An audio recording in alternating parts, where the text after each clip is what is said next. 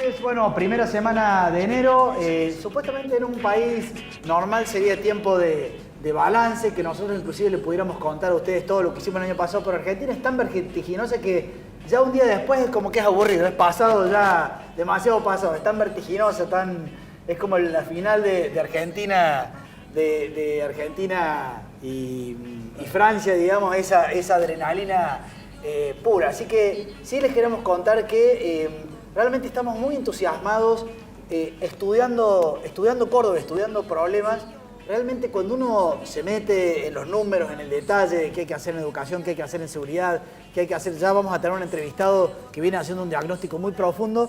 Realmente hay tantas cosas para hacer, tantas cosas para mejorar. La idea de que todavía lo mejor está por venir en Córdoba me parece que es una idea que hay que instalarla porque efectivamente Córdoba no es, todos coinciden, no es tan desordenado como el escenario nacional posiblemente, pero de todas maneras el vaso está medio lleno, pero también está medio vacío. O sea, falta mucho por hacer.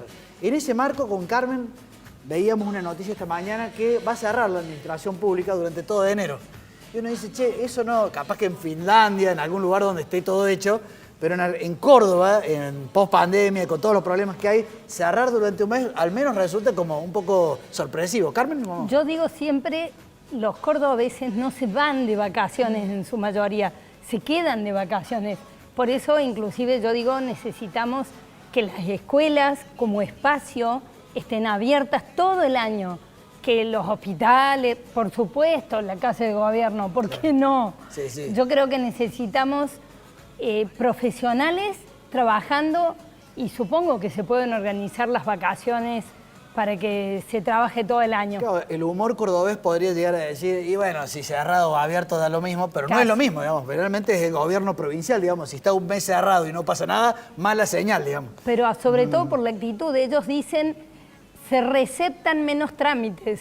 Ya. Nosotros necesitamos un gobierno que salga a la solución de los problemas reales de la gente, no que se quede sentado en un escritorio. Bueno, muy bien. Hoy vamos a tener justamente al ingeniero Asandri hablando sobre este tema, que hizo una presentación muy interesante en la Fundación Más CBA, donde estamos invitados a participar, como comentó Fernanda la semana pasada. Y también vamos a tener a dos miembros de Civilitas muy aguerridos, Javier Giuneke y Enrique Lerner, uno haciendo foco sobre la ciudad y el otro hablando de autonomía. Pero antes de seguir, queríamos rendir un pequeño homenaje con Carmen y el equipo de Civilitas a Benedicto XVI, que acaba de fallecer y que fue un hombre que supo irse a tiempo, supo dejar lo que tenía que hacer, supo sufrir una iglesia que en ese momento tenía los problemas de pedofilia y demás y lo enfrentó con gran hidalguía. Y hay un resumen que nos mandó el padre Rovira desde España, que son 2 minutos magistrales de Benedicto XVI hablando ante la Unión Europea. Y después de esto, la entrevista con Asandri. A ver este video. Von dieser meiner internationalen Verantwortung her möchte ich Ihnen einige Gedanken über die Grundlagen des freiheitlichen Rechtsstaates vorlegen. Lassen Sie mich meine Überlegungen über die Grundlagen des Rechts mit einer kleinen Geschichte aus der Heiligen Schrift beginnen. Im ersten Buch der Könige wird erzählt, dass Gott dem jungen König Salomon bei seiner Thronbesteigung eine Bitte freistellte. Was wird sich der junge Herrscher in diesem Augenblick erbitten? Erfolg, Reichtum, langes Leben, Vernichtung der Feinde. Nicht um diese Dinge bittet er. Er bittet, verleih deinem Knecht ein hörendes Herz, damit er dein Volk zu regieren und das Gute vom Bösen zu unterscheiden versteht. Die Bibel will uns mit dieser Erzählung sagen, worauf es für einen Politiker letztlich ankommen muss. Sein letzter Maßstab und der Grund für seine Arbeit als Politiker darf nicht der Erfolg und schon gar nicht materieller Gewinn sein. Die Politik muss Mühen um Gerechtigkeit sein und so die Grundvoraussetzung für Friede schaffen. Natürlich wird ein Politiker den Erfolg suchen, ohne den er überhaupt nicht die Möglichkeit politischer Gestaltung hätte. Aber der Erfolg ist dem Maßstab der Gerechtigkeit, dem Willen zum Recht und dem Verstehen für das Recht untergeordnet. Erfolg kann auch Verführung sein und kann so den Weg auftun für die Verfälschung des Rechts, für die Zerstörung der Gerechtigkeit. Nimm das Recht weg, was ist dann ein Staat noch anderes als eine große Räuberbande, hat der heilige Augustinus einmal gesagt. Buenas noches y un muy feliz año nuevo para todos, un buen comienzo de 2023 para toda nuestra audiencia. Bueno, después de ese video más que interesante sobre el Papa Benedicto, que nos ha dejado un gran legado, yo quería hacer hincapié, además de que el Papa Benedicto les habla ahí a los políticos y habla sobre la justicia, también hace en el 2011, charlando con los parlamentarios, nada más ni nada menos que de la gente de Alemania, a donde él pertenecía, habla también de los derechos humanos y dice que la verdad que nosotros todos tenemos tan universalmente aceptado el tema de los derechos humanos que parece que siempre hubieran existido, pero no es así. Conformar esta idea de los derechos humanos ha llevado varios siglos y se termina conformando en la Europa de los siglos XV y XVI. Él hace hincapié que para que los derechos humanos existan se amigan o encuentran tres culturas, la de Atenas, la de Roma y la de Jerusalén. Este Dios Padre y Creador por el cual todos nos sentimos hijos y hermanos, que nos lleva a la fraternidad, el pensamiento jurídico que tiene Roma y también el genio filosófico, la razón filosófica de los griegos. Es decir, ha llevado mucho tiempo y no fueron otras culturas milenarias quienes hablan de los derechos humanos, sino que es la cultura europea que nosotros, los pueblos iberoamericanos, también hemos heredado. Así que esta idea de los derechos humanos creo que deja como legado que hagamos hincapié y para que existan estos derechos humanos tenemos que pensar en algunos conceptos como el de la responsabilidad social, el de la fraternidad, el de esta idea de pensar en el bien común. Así que una tarea donde todos los políticos deberían tener un gran consenso y me parece que es un buen legado del Papa Benedicto para pensar como un tema para el 2023. Ahora seguimos con Sebastián, que va a entrevistar al ingeniero Asandri. Bueno, justamente en ese marco, y gracias Gabriel por venir, el otro día hizo una presentación muy interesante el ingeniero Asandri sobre un poco el diagnóstico de qué está sucediendo en Córdoba y tiene mucho que ver justamente con derechos humanos, porque hay muchas cuestiones, está el cemento, digamos, por un lado, y después están todos los dolores a nivel de seguridad, de transparencia y demás. Muy interesante, pero bueno, no quiero spoiler tu presentación. Asandri, gracias por haber venido. No, te agradezco a vos, bueno, Seba, la una oportunidad. primera pregunta general es ¿cómo vos que estás diagnosticando junto con los equipos técnicos la provincia de Córdoba, cómo lo están viendo, digamos? Bueno, mira, yo te agradezco esta oportunidad que me das. Tengo el gran honor de coordinar un poco los equipos técnicos del Frente Cívico. Tenemos 20 comisiones y más de 200 integrantes que están trabajando profesional y desinteresadamente por, de alguna forma, tratar de mejorar la calidad de vida de los cordobeses. Yo hace muchos años que estoy en eso, he trabajado con grandes urbanistas, desde Mariano Hirós, Juan Yunta, el arquitecto Rey, a quien respeto mucho, que ahora está en el gobierno. Hemos aprendido mucho y siempre tratando de en algún momento salir a la cancha para poder ejecutar nuestras ideas. La situación de Córdoba la vemos, nosotros vos dijiste spoiler, la vemos como hay un relato en la situación de Córdoba. Nosotros somos la segunda ciudad, la segunda provincia más rica del país y para nada nuestros números reflejan eso. Claro. En estos 20 y pico años de gobierno de un solo signo político, llegamos a esta situación con números peores que el promedio de la nación, lo que habla muy mal de cómo se ha invertido el dinero. Se ha hecho una gran obra pública, lo cual me parece espectacular y muy necesaria, pero cuando nosotros nos ponemos a analizar los números, y esa es mi parte, yo no estoy en la política, estoy en los números, encontramos graves deficiencias, ¿no es cierto? Algo ya lo comenté la otra vez, pero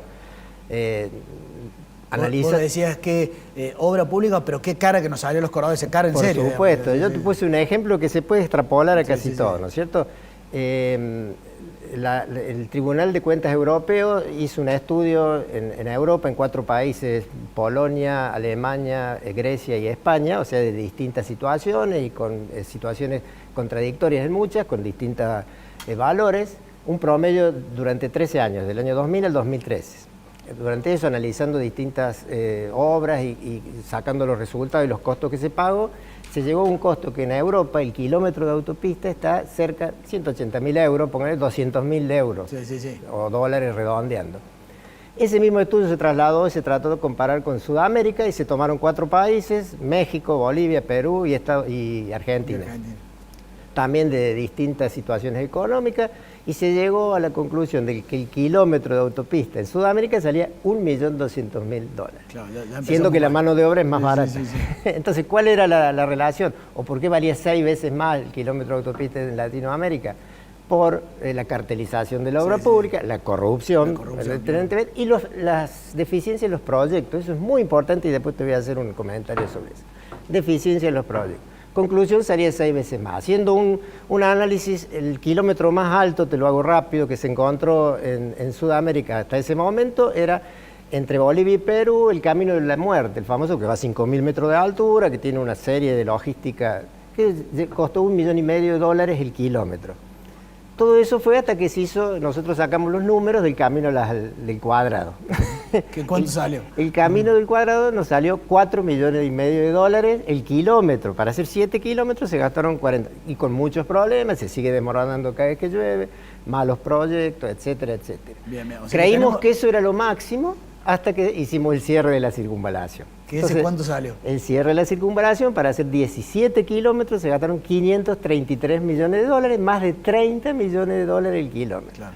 Y ese punto voy yo, Seba. Sí. ¿Ustedes lo habían escuchado eso en algún lado? No. Sí. ¿Qué fue lo que más impactó últimamente? Fue el recital de Rodrigo, $40 millones de pesos. Eso es la punta del iceberg. Esto salió $30 millones el kilómetro. Perfecto, entonces tenemos un fenómeno de obras con mal ejecutadas, con corrupción, y en el resto porque hay un tema con los servicios en Córdoba, con seguridad, salud. Claro, yo te podría, soy muy apasionado de este tema, te podría estar hablando 5 horas, pero vamos a tratar tomemos el ambiente, las cloacas. Bueno, otro del relato, entre comillas. Se acaba de inaugurar la nueva planta de tratamiento de líquidos cloacales, de Bajo Grande 2.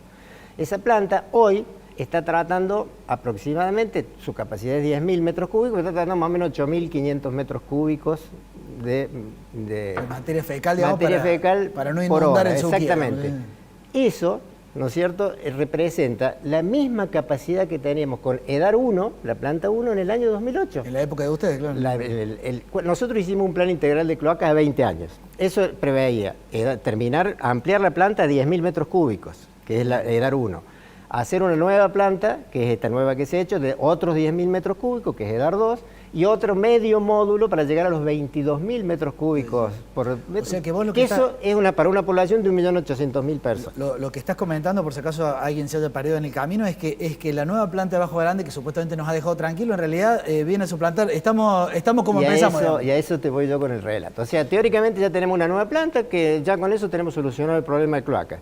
Y no, hemos retrocedido el año 2008 con la planta de EDAR 1, que había llegado a 10.000 metros cúbicos, que nunca llegó a ese porcentaje, por H o por B.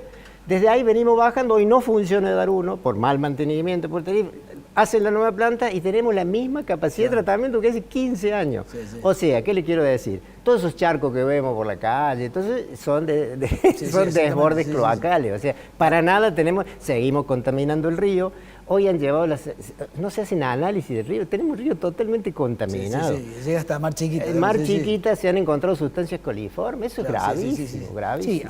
Sí, además tenemos la mitad de la ciudad todavía sin cloacas. La mitad de la ciudad sin cloacas, pero bajo el criterio que ya con la planta de EDAR 1 ya solucionamos el problema, lejísimo estamos solucionando el problema. Contame, recién abríamos el programa contando que un poco nosotros también que estamos junto con ustedes estudiando los temas y demás, la verdad que a uno le genera entusiasmo porque hay un montón de cosas por hacer. Un montón de cosas por hacer. Contanos un poco cómo es ese día a día y esa adrenalina, porque ustedes tienen posibilidades de estar en el gobierno. Te cuento una, o sea, te preguntan, bueno, ¿con qué dinero van a hacer las cosas que prevén? Porque nosotros creemos que, para darte así rápidamente, las obras enigmáticas de estos 20 años han sido las cloacas, los gasoductos y el cierre de la circunvalación. Sumados, los gasoductos son 900 millones de dólares, la cloaca son 200 y 533, suman 1.600 millones de dólares. Claro. Hoy la deuda de la provincia es más de 2.000 millones de dólares. Quiere decir que eso lo han trasladado para que lo paguen las administraciones que vienen. Entonces, ¿nosotros qué queremos? Administrar ese dinero mucho más eficientemente, porque con ese dinero podríamos solucionar, por ejemplo, el grave problema de transporte, el ferro urbano, que ya hay proyectos hechos. Se podría, con lo que se podría haber ahorrado eso, se podría haber hecho el subte, que es otro proyecto que... Bueno, pero vamos a tener la bicisenda en altura. ¿Sí? Claro, claro, una bicisenda que vale, por eso te digo, cuando se habla de los 40 millones de Rodrigo, no se habla de los... Hoy la bicisenda con los mayores costos, 800 1.000 millones, 1.000 millones, hoy está en 1.000 millones de pesos para tener una bicisenda en altura. Bueno. Sandri, gracias, vamos a estar en contacto. No, por favor, a tu disposición, y te agradezco agradezco mucho esta posibilidad que me has dado de hablar. Bueno, muy bien, seguimos y tenemos un segundo video muy interesante que el equipo de producción ha encontrado, donde lo tenemos a nuestro querido Tevez haciendo una confesión que nos va a hacer doler por la educación de Argentina, y luego una columna de Carmen Álvarez, y al final nuestros prohombres de Civilitas también dando su diagnóstico y su visión sobre la ciudad y la provincia de Córdoba. A ver este video. Decías de Inglaterra, en 8 años no hablaste, no te fuiste hablando perfecto el inglés. No me fui hablando perfecto en inglés porque llegaba hasta un punto, digamos, he estado con profesores que llegaba hasta un punto de donde me decía, bueno, tenemos que estudiar los verbos. ¿Qué verbos? Yo le decía. Dale, boludo. ¿Cómo que ver? Le decía a uno que a ver, para que la gente se dé una idea cómo estaba la educación, no sé ahora, ¿no? La educación en Argentina. En ese tiempo yo hice hasta octavo sin saber leer. Te voy a decir una cosa, Carlito, escúchame. Esto que decís es tremendamente valiente, porque habla de la educación en Argentina y de lo que este país tiene que apuntar es a tener una mejor educación. Sí. Es una mejor educación. Y siempre se habla de que los pibes salen de las escuelas en Argentina, de las escuelas públicas. Vos debés haber estudiado en una escuela pública. Yo estudié siempre en escuela ¿Saliste pública. de octavo, hiciste hasta octavo año? Hice hasta octavo año sin saber leer. O sea, no leía. No leía. Aprendí de grande a leer. Empecé a leer libros y cada vez que agarro un libro, por ejemplo, me pasa ahora, leo un libro y lo leo una vez y no lo entiendo y lo tengo que volver a leer. Y por ahí estoy en la misma hoja 3 o 4 veces hasta que lo entiendo. Gracias, Tevez. Gracias, Tevez, por dejar expuesto este tema que nos duele tanto. La semana pasada, la legislatura de Córdoba declaraba una ley y dice que lo peor de la educación es la emergencia edilicia. Por lo pronto es lo que elige para empezar. Yo les digo, la emergencia es otra. La emergencia es la deserción escolar, que la semana pasada el ministro Grabovac reconoció que en Córdoba es alrededor del 40%. Yo creo que eso es en una versión edulcorada. Estoy segura que más del 50% de nuestros chicos que se matriculan en el secundario dejan. Pero además, el verdadero dolor, el verdadero mal por el cual debemos declarar la emergencia es porque nuestros chicos no están aprendiendo a leer terminando 6, 7, 8 años de escolaridad formal. Eso es realmente para levantar una bandera de la emergencia, para convocar a toda la sociedad, para ponerse a trabajar los legisladores, los funcionarios. Por eso es un pedido inclusive para la legislatura de Córdoba, la emergencia educativa es otra. Por favor, ocupémonos de esa emergencia. Gracias. Ahora, Sebastián. Allí estamos. Exactamente, bueno, charlábamos fuera de cámara con Carmen, por lo menos hay un avance. Cuando nosotros fuimos con Carmen a visitar al ministro Grabovac, discutíamos con él y Walter, a quien le tenemos aprecio en el sentido de que no sabemos conversar con él, pero tenemos diferencias, digamos. Él decía, no, la deserción no es más del 8, del 10%, nos decía. Nosotros le decimos, ¿estás seguro? Mire que en todo el país es la mitad. Digamos, no, acá en Córdoba no. Bueno, finalmente ha reconocido por lo menos que la deserción es del 40%, que es la realidad, digamos. O sea, cuando uno trata de tapar el sol con las manos, finalmente se termina ondimolando. ¿Cómo están? ¿Qué tal? Muy bien. ¿Cómo está, Sebastián? Bueno, gracias por venir en este programa de enero. Si les parece, voy directamente al hueso con Enrique. Enrique, vos estás junto con parte del equipo estudiando la ciudad, relevando los problemas, estás visitando lugares y estás empezando a tener un panorama, un diagnóstico. Cuéntanos un poco. Sí, es bueno, uno recorriendo la ciudad empieza a ver cuáles son los problemas reales y cuál es la preocupación de los vecinos. Eso me llevó, por ejemplo, a participar de la audiencia pública del presupuesto del 2023, y ahí uno empieza a ver los números y empieza a darse cuenta de cuál es la realidad de lo que está pasando en Córdoba. Ahí nos hablaba recién el ingeniero. Ahí está apareciendo los números cuando vos estés hablando. Sí. Sí, ahí, bueno, uno va viendo esos números y, bueno, uno empieza a ver en ese presupuesto y en lo que plantea y lo que fue el ejercicio, gastos que uno realmente le hacen ruido, porque uno ve que, por ejemplo, se veía un gasto de 1.800 millones de pesos en publicidad solamente, y vos ves que en plena pandemia en la parte de salud se gastaron 400 millones. Y vos decís, ¿cómo puede ser que 3 veces más se gaste en publicidad y no en los problemas reales que tiene la gente? Y en eso vas viendo un montón de situaciones, y también ese falso relato que podríamos estar diciendo, que empiezan a decir de que, bueno, que han bajado, por ejemplo, un 37% de lo que es el gasto de personal. Pero en ese gasto de personal no está aclarado ni los servidores urbanos, ni los contratistas, ni los monotributistas, que eso hace el grueso de realmente de lo finalmente que es. No cambió nada. No cambió nada, y eso es el ruido que tenemos los vecinos. Los vecinos seguimos teniendo los mismos problemas siempre, seguimos teniendo problemas para ingresar a Córdoba, todos los ingresos colapsados, tenemos problemas de cloaca, cayeron 2 gotitas el otro día y ya estaba todo colapsado de nuevo. Los problemas de siempre, los problemas que queremos, las soluciones, lo que estamos buscando. Y por ahí eso enoja, de que por ahí vemos que sí, siguen estando los cordones pintados, siguen haciendo para el circo, como quien diría, y no nos estamos preocupando de lo que realmente es. Si pudiéramos direccionar los gastos en lo que realmente hace falta, podríamos hacer una gran diferencia de esta ciudad. Y ahí, antes de pasar a Javier, han estado y hemos estado recorriendo los barrios. ¿Vos creés que allí en la epidermis de la calle, en el día a día del vecino, un poco se ha comprado el relato, o finalmente a ese nivel no hay relato, realidad mata relato, digamos? Siempre nosotros nos gusta la ciudad, nos gusta que la ciudad esté linda, nos damos el gusto de caminar por distintos lugares y decimos, mirá qué linda. Pero los problemas te superan el día, cuando te levantas a las 7 de la mañana y no podés transitar por ningún lado. Cuando el agua te llega a la mitad del auto, te das cuenta. Cuando que decís, sí, no quiero los cordones de este tipo, quiero soluciones ya. Eso lo están sintiendo la gente.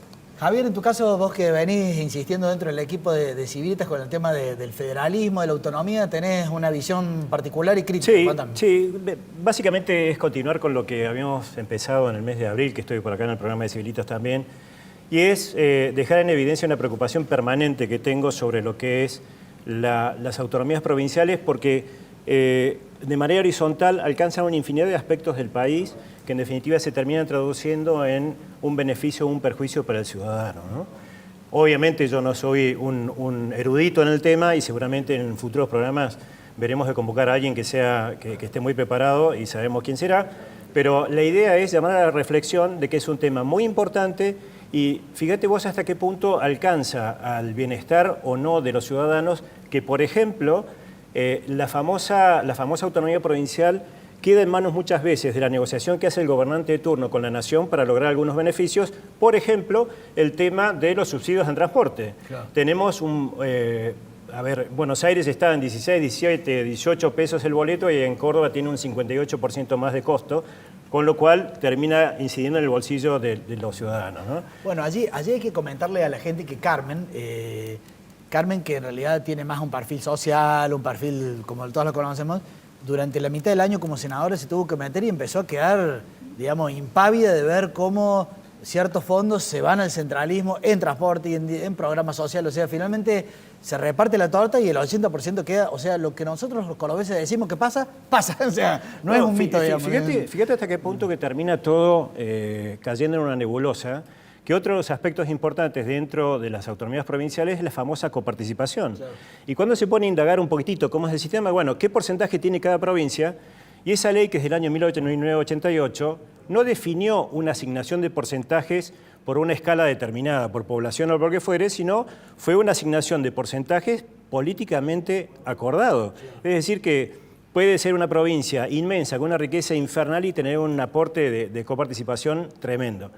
Pero lo más curioso de todo es, cuando uno se pone a indagar este tema, es que la misma ley de coparticipación establece que tanto Tierra del Fuego como la ciudad de Buenos Aires recibirán el aporte directo de lo que percibe la nación, no de la coparticipación.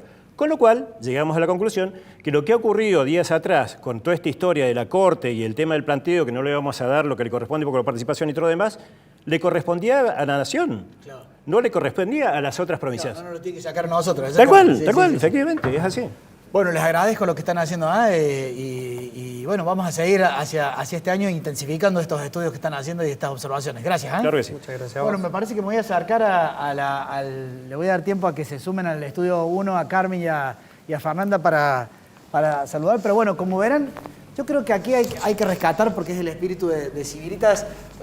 Esto es constructivo, digamos. Aquí, más allá de que, por supuesto, Carmen tiene un rol político como senadora, yo lo tengo, pero finalmente en Civilitas yo quiero rescatar la alegría de que cuando uno se pone a estudiar los problemas, encuentra soluciones, encuentra que hay puntos de mejora y uno empieza a abrigar la esperanza de que esto puede ser mejor si nos ponemos. Así que yo diría que a todos aquellos que quieran sumarse, lo mejor está por venir, por llamarlo así.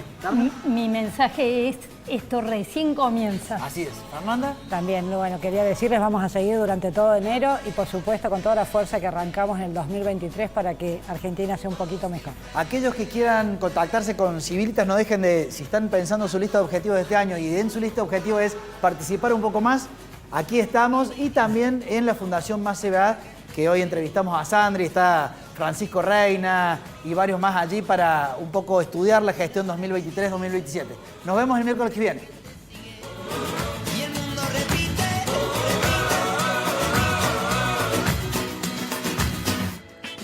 ¿Qué le voy a hacer si yo